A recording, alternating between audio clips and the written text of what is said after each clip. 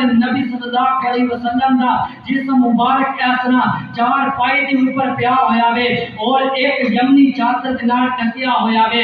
وہ کیڑی چادر جن دے اوپر نہ کول نے، جن دے اوپر نہ کوئی آیت الکرسی لکھی ہے، نہ کوئی سورت لکھی ہے، نہ کوئی کلمہ لکھا ہے. وہ میرے محبوب کریم صلی اللہ علیہ وسلم دے جسم مبارک دے اوپر جڑی چادر ہے، نہ کوئی کلمہ، نہ کوئی آیت، نہ کوئی ان دے اوپر کوئی سورت لکھی ہے، نہ کوئی قول.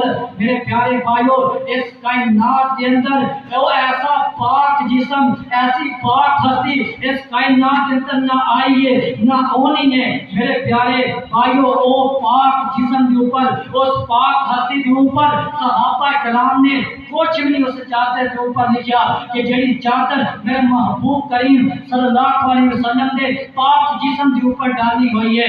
میرے پیارے بھائیو، آج تسی جس آدمی کے اوپر، آج مردہ میت کے اوپر چادراں پوندے جے، انہاں چادراں کے اوپر قرآن پاک کی آیات لکھ دے جے، کلمے لکھ دے جے، اللہ اس کے رسول دا نام لکھ دے جے. میرے پیارے بھائیو، توہین نہیں تو اور کیا ہے. میرے پیارے بھائیو، پاک جسم کے اوپر چادر پائیے، تم دے اوپر کچھ نہیں لکھا.